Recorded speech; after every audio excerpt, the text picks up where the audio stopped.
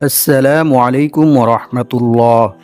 প্রিয় দর্শক, নামাজের পরে রাসূল সাল্লাল্লাহু আলাইহি ওয়াসাল্লামের শিখানো এই ৯টি দোয়া যে ব্যক্তি পাঠ করে আমল করবে, মৃত্যুর পর আল্লাহ পাক রব্বুল আলামিন সেই ব্যক্তিকে বিনা হিসেবে সরাসরি জান্নাতে প্রবেশ করাবেন। সুবহানাল্লাহ। এছাড়াও যে ব্যক্তি নামাজের সালাম ফিরিয়ে এই দোয়াগুলি পাঠ করবে, আল্লাহ পাক রব্বুল আলামিন তার সকল বিপদ আপদ, বালা মুসিবত, দুঃখ কষ্ট, দুশ্চিন্তা, দারিদ্রতা দূর করে দিবেন। এবং এই দোয়াগুলি পাঠ করে আল্লাহ তাআলার নিকট ওই ব্যক্তি যা চাইবে আল্লাহ তাআলা তাকে তাই দান করবেন। সুবহানাল্লাহ। সম্মানিত ভিউয়ার্স, নামাজের পরে রাসূল সাল্লাল্লাহু আলাইহি ওয়াসাল্লাম কোন দোয়াগুলি পাঠ করতে বলেছেন এবং নিজেও পাঠ করতেন, সেই দোয়াগুলি সম্পর্কে জানতে চাইলে এবং দোয়ার ফজিলত সম্পর্কে জানতে চাইলে ভিডিওটি স্কিপ না করে সম্পূর্ণ ভিডিওটি মনোযোগ দিয়ে দেখতে থাকুন। আর ভিডিওটি ভালো লাগলে লাইক, কমেন্ট, শেয়ার করে চ্যানেলটি সাবস্ক্রাইব করে আমাদের পাশে থাকুন। সম্মানিত ভিউয়ার্স, মুমিনের প্রতিটি কাজ ও মুহূর্ত আমল ও ইবাদত। যখন সব কিছু আল্লাহর হুকুম ও রাসূল সাল্লাল্লাহু আলাইহি ওয়াসাল্লামের সুন্নত অনুযায়ী হয়, তখন সব কিছু ইবাদতে পরিণত হয় এবং সওয়াবযোগ্য হয়। আল্লাহ তাআলা বান্দার জন্য এর সব কিছু পুণ্যময় করে দেন। সুবহানাল্লাহ। সম্মানিত ভিউয়ার্স, অন্য সব কিছুর মতোই প্রত্যেক ফরজ নামাজের শেষে কিছু আমল রয়েছে। আমলগুলো করিলে বান্দার জীবন সুন্দর, বরকতময় ও সুশৃঙ্খল হয়। আল্লাহর রাসূল সাল্লাল্লাহু আলাইহি ওয়াসাল্লাম বলেন, প্রত্যেক ফরজ নামাজের শেষে কিছু দোয়া রয়েছে। যে ব্যক্তি এই দোয়াগুলো পড়ে বা কাজে লাগায়, সে কখনো ক্ষতিগ্রস্ত হবে না। সুবহানাল্লাহ। আল্লাহু আকবার। মুসলিম শরীফ, হাদিস নং 1237। অর্থাৎ যে ব্যক্তি ফরজ নামাজের শেষে এই দোয়াগুলি পাঠ করবে, আল্লাহ পাক রব্বুল আলামিন তাকে দুনিয়া ও পরকাল উভয় জায়গাতে কল্যাণ দান করবেন। সুবহানাল্লাহ। আল্লাহু আকবার। সম্মানিত ভিউয়ার্স, এখন আমি আপনাদেরকে জানিয়ে দেব ফরজ নামাজের শেষে রাসূল সাল্লাল্লাহু আলাইহি ওয়াসাল্লাম কোন দোয়াগুলি পাঠ করতেন এবং আমাদেরকেও পাঠ করতে বলেছেন। তার আগে আমরা জান্নাতের কিছু নাজ নেয়ামত সম্পর্কে জেনে নেব। জান্নাত যে আল্লাহ তাআলা নেককার বান্দাবান্দীদের জন্য কত সুন্দর করে প্রস্তুত করে রেখেছেন, তা আপনারা জানলে অবাক হয়ে যাবেন। তাই আমরা প্রথমে জান্নাতের কিছু নাজ নেয়ামত সম্পর্কে জেনে নেব। জান্নাতের নেয়ামতসমূহ। জান্নাতবাসীদের জন্য আল্লাহ তাআলা অফুরন্ত নেয়ামত প্রস্তুত করে রেখেছেন। সুবহানাল্লাহ। যেমন আল্লাহ তাআলা বলেন, ওয়া ইযা রাআইতা থাম্মা রাআইতা নাঈমান ওয়া মুলকান কাবীরা। অর্থ, আর যখন তুমি সেখানে দেখবে, তখন দেখতে পাবে ভোগবিলাসের উপকরণ ও বিশাল রাজ্য। সূরা দাহার আয়াত নং 20। অন্য এক আয়াতে আল্লাহ তাআলা আরও বলেন, ফাআম্মা মান সাকুলাত মাওয়াজিনু ফাহুয়া ফি ঈশাতির রাদিয়া ওয়া আম্মা মান খাফফাত মাওয়াজিনু ফাউম্মুহু হাওিয়া। অর্থ, তখন যার নেকির পাল্লা ভারী হবে, সে লাভ করবে সন্তোষজনক স্থান, অর্থাৎ জান্নাত। আর যার নেকির পাল্লা হালকা হবে, তার অবস্থান হবে জাহান্নাম। নাউযু বিল্লাহি মিন যালিক। সম্মানিত ভিউয়ার্স, মৃত্যুর পর আমরা সকলেই জান্নাতে যেতে চাই, কারণ জান্নাত হচ্ছে চির সুখ শান্তির জায়গা, আর জাহান্নাম হচ্ছে অনেক কষ্টের জায়গা। তাই আমরা সকলেই চাই সুখ শান্তির জায়গা অর্থাৎ জান্নাতে থাকতে। তবে জান্নাতে যাওয়ার জন্য যে সকল আমল করা জরুরি এবং রাসূল সাল্লাল্লাহু আলাইহি ওয়াসাল্লাম জান্নাতে যাওয়ার জন্য যে সকল দোয়া শিখিয়েছেন, সেই সকল দোয়াগুলি পাঠ করা আমাদের জন্য অতি জরুরি। সুতরাং আমরা যদি জান্নাতে যেতে চাই, তাহলে অবশ্যই আমাদেরকে জান্নাতে যাওয়ার যে সকল আমল রয়েছে, সেই সকল আমলগুলি করার পাশাপাশি জান্নাতে যাওয়ার যে সকল দোয়া রয়েছে, সেই সকল দোয়াগুলি পাঠ করে আমল করতে হবে। সম্মানিত ভিউয়ার্স, আল্লাহ পাক রব্বুল আলামিন আমাদের জন্য মৃত্যুর পরে দুইটি স্থান রেখেছেন। একটি হচ্ছে জান্নাত আর অপরটি হচ্ছে জাহান্নাম। আল্লাহ তাআলা বলেন, ফারিকুম ফিল জান্নাতি ওয়া ফারিকুম ফিস সাঈর। অর্থাৎ একটি রাস্তা হচ্ছে জান্নাতের আর অপরটি হচ্ছে জাহান্নামের। যে ব্যক্তি দুনিয়াতে ভালো কাজ করবে, নেক আমল করবে, আল্লাহ তাআলা তাকে জান্নাতে প্রবেশ করাবেন। সুবহানাল্লাহ। আর যে ব্যক্তি দুনিয়াতে খারাপ কাজ করবে, গুনাহের কাজ করবে, আল্লাহ তাআলা তাকে জাহান্নামে প্রবেশ করাবেন। নাউযু বিল্লাহি মিন যালিক। আমরা সকলেই মৃত্যুর পরে চাই সুখ শান্তির জায়গা জান্নাতে যাওয়ার জন্য। তাই আমাদেরকে এই সকল দোয়াগুলির পাশাপাশি জান্নাতে যাওয়ার যে সকল নেক আমল রয়েছে সেই সকল নেক আমলও করতে হবে, অর্থাৎ আল্লাহর হুকুম মান্য করতে হবে। সম্মানিত ভিউয়ার্স, জান্নাত হচ্ছে চির সুখ শান্তির জায়গা। আল্লাহ তাআলা বান্দার জন্য জান্নাতের মধ্যে অসংখ্য অগণিত নিয়ামত প্রস্তুত করে রেখেছেন। যেমন জান্নাতের মধ্যে রয়েছে দুধের নহর, শরবতের নহর এবং অনেক রকমের পশু পাখি ও ফল ফ্রুট। এগুলি আল্লাহ পাক রব্বুল আলামিন তার মেহমান অর্থাৎ জান্নাতি বান্দাবান্দীদের জন্য প্রস্তুত করে রেখেছেন। সুবহানাল্লাহ। সম্মানিত ভিউয়ার্স, সাহাবায়ে কেরামরা রাসূল সাল্লাল্লাহু আলাইহি ওয়াসাল্লামকে জান্নাতের সময়সীমা অর্থাৎ জান্নাতের মধ্যে মানুষ কতক্ষণ সময় পর্যন্ত থাকবে এই সম্পর্কে জিজ্ঞেস করলেন।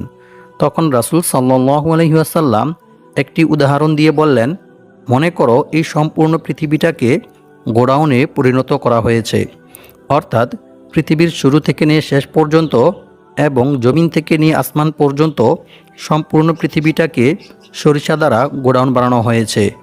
আর আসমান থেকে আল্লাহ তাআলা একটি কবুতরকে বললেন, হে কবুতর, তুমি দুনিয়াতে যাও আর একটি সরিষার দানা আনো। কবুতরটি আল্লাহর হুকুম মতো তাই করলেন। অতঃপর আবার 500 বছর পরে আল্লাহ তাআলা কবুতরটিকে বললেন, হে কবুতর, তুমি আবার দুনিয়াতে যাও, আরও একটি সরিষার দানা আনো। কবুতরটি আল্লাহর হুকুম মতো তাই করলেন। এভাবে 500 বছর পর পর কবুতরটি দুনিয়া থেকে একটি করে সরিষার দানা নিয়ে সম্পূর্ণ পৃথিবীটাকে খালি করে ফেলবে, কিন্তু জান্নাতের জিন্দিগি অর্থাৎ জান্নাতের সময়সীমা শেষ হবে না। সুবহানাল্লাহ, আল্লাহু আকবার।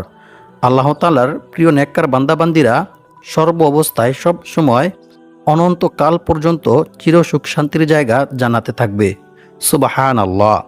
আর যারা বদকার অর্থাৎ পাপী নিকৃষ্ট বান্দা, তারা হবে জাহান্নামী। তারা অনন্তকাল জাহান্নামের মধ্যে শাস্তি ভোগ করতে থাকবে। নাউযু বিল্লাহি মিন যালিক।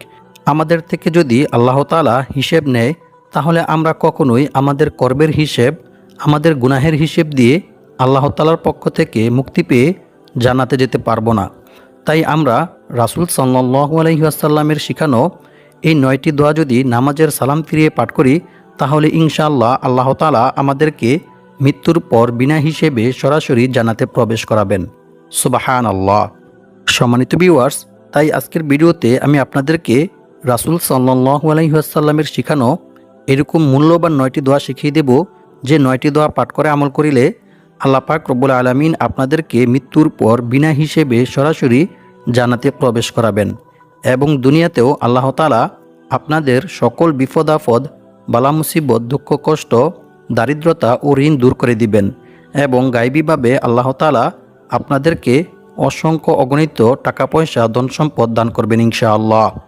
আনাস ইবনে মালিক রাদিয়াল্লাহু তাআলা আনহু থেকে বর্ণিত, তিনি বলেন, আমি রাসূল সাল্লাল্লাহু আলাইহি ওয়াসাল্লামকে বলতে শুনেছি, রাসূল সাল্লাল্লাহু আলাইহি ওয়াসাল্লাম বলেছেন, বরকতময় আল্লাহ তাআলা বলেন, হে আদম সন্তান, যতক্ষণ আমাকে তুমি ডাকতে থাকবে এবং আমার পক্ষ থেকে ক্ষমা পাওয়ার আশায় থাকবে, তোমার গুনাহের পরিমাণ যতই অধিক হোক না কেন, আমি তোমাকে ক্ষমা করে দেব, এতে আমি কোনো পরোয়া করব না। সুবহানাল্লাহ। অতঃপর আল্লাহ তাআলা আবার বলেন, হে আদম সন্তান, তোমার গুনাহের পরিমাণ যদি আসমানের কিনারা বা মেঘমালা পর্যন্ত পৌঁছে যায়, তারপরেও তুমি আমার নিকট ক্ষমা প্রার্থনা করো, আমি তোমাকে ক্ষমা করে দেব, এতে আমি কোনো পরোয়া করব না। সুবহানাল্লাহ। এরপর আল্লাহ তাআলা আবার বলেন, হে আদম সন্তান, তুমি যদি সম্পূর্ণ পৃথিবী পরিমাণ গুনাহ নিয়েও আমার নিকট আসো এবং আমার সঙ্গে কাউকে অংশীদার তথা শরিক না করে থাকো, তাহলে আমিও সম্পূর্ণ পৃথিবী পরিমাণ ক্ষমা নিয়ে তোমার নিকট হাজির হব। সুবহানাল্লাহ, আল্লাহু আকবার। জামিয়া তিরমিজি হাদিস নং 3540। অর্থাৎ যে ব্যক্তি আল্লাহ তাআলার নিকট ক্ষমা প্রার্থনা করবে, আল্লাহ তাআলার নিকট তাওবা ইস্তেগফার করবে, আল্লাহ পাক রব্বুল আলামিন তাকে ক্ষমা করে দিবেন। সুবহানাল্লাহ।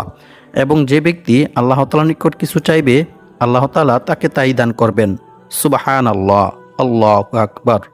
সম্মানিত ভিউয়ার্স, এখন আমি আপনাদেরকে জানিয়ে দেব রাসূল সাল্লাল্লাহু আলাইহি ওয়াসাল্লাম নামাজের সালাম ফিরিয়ে যে দোয়াগুলি পাঠ করতেন এবং আমাদেরকেও পাঠ করতে বলেছেন।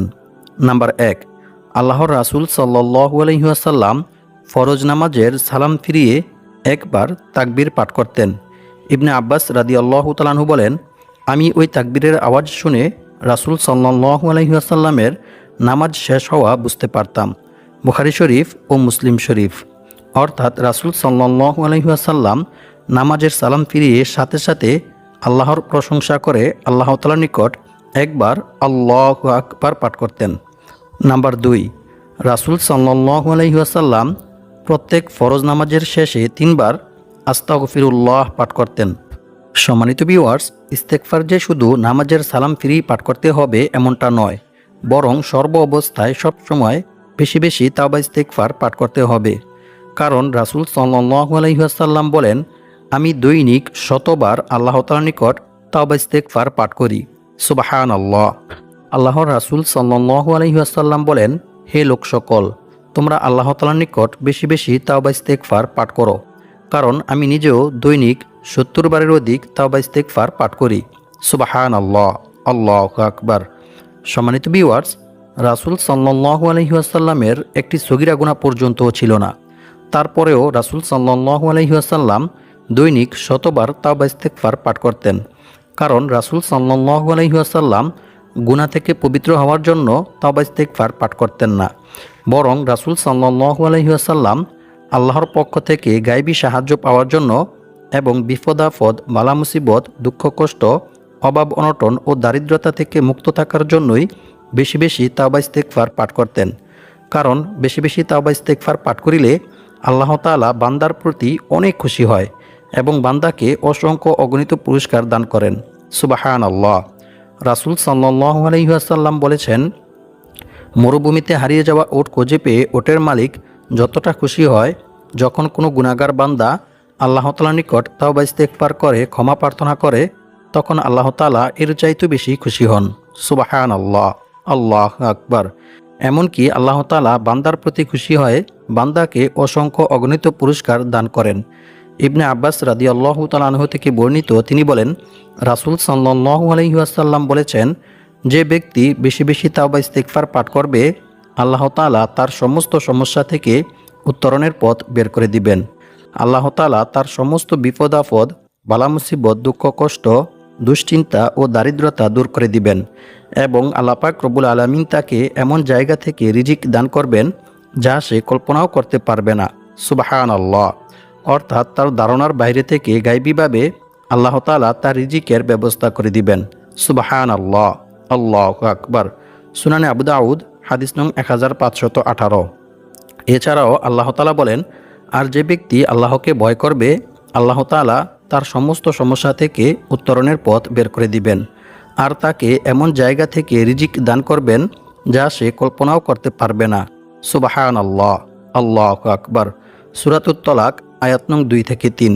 সম্মানিত ভিউয়ার্স, আল্লাহ তাআলাকে ভয় করার সর্বোত্তম মাধ্যম হচ্ছে তাওবা ইস্তেগফার করা, ক্ষমা প্রার্থনা করা।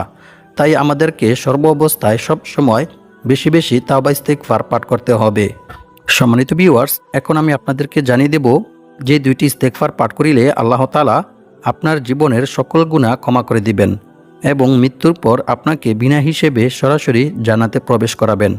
এছাড়াও আল্লাহ তাআলা আপনার সকল বিপদ আপদ, বালা মুসিবত, দুঃখ কষ্ট, দারিদ্রতা ও ঋণ দূর করে দিবেন। সুবহানাল্লাহ।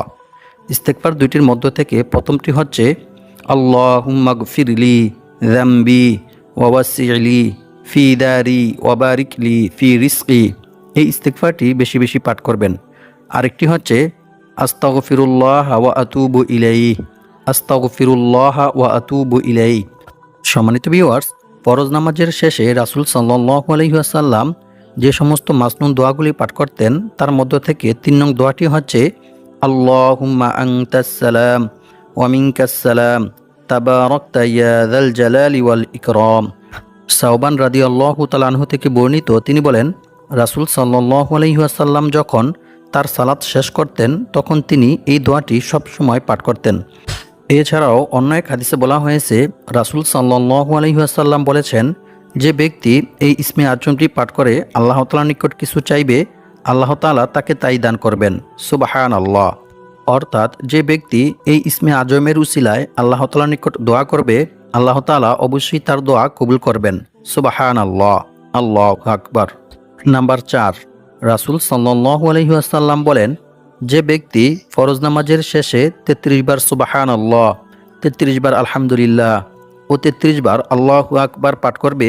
এভাবে 99 বার পাঠ করার পরে 100 বার পূর্ণ করার জন্য লা ইলাহা ইল্লাল্লাহু ওয়াহদাহু লা শারীকা লাহু লাহুল মুলকু ওয়া লাহুল হামদু ওয়া হুয়া আলা কুল্লি শাইইন কাদির এই তাসবিহটি পাঠ করবে।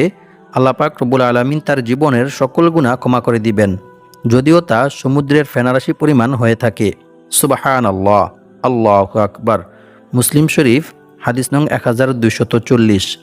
নাম্বার 5, রাসূল সাল্লাল্লাহু আলাইহি ওয়াসাল্লাম বলেছেন, যে ব্যক্তি প্রত্যেক ফরজ নামাজের পরে আয়াতুল কুরসি পাঠ করবে তার জন্য জান্নাতে প্রবেশের পথে মৃত্যু ব্যতীত আর কোনো কিছুই বাধা থাকবে না। সুবহানাল্লাহ, অর্থাৎ ওই ব্যক্তি মৃত্যুবরণ করার সাথে সাথেই জান্নাতে চলে যাবে। সুবহানাল্লাহ, আল্লাহু আকবার। নাম্বার 6, রাসূল সাল্লাল্লাহু আলাইহি ওয়াসাল্লাম বলেছেন, যে ব্যক্তি সকালে 7 বার এই দোয়া পাঠ করবে সে ব্যক্তি সন্ধ্যা হওয়ার আগে মারা গেলে তাকে জাহান্নাম থেকে মুক্তি দেওয়া হবে। সুবহানাল্লাহ। আর যে ব্যক্তি সন্ধ্যায় 7 বার এই দোয়া পাঠ করবে সে ব্যক্তি সকাল হওয়ার আগে মারা গেলে তাকে জাহান্নাম থেকে মুক্তি দিয়ে জান্নাতে প্রবেশ করানো হবে। সুবহানাল্লাহ, আল্লাহু আকবার।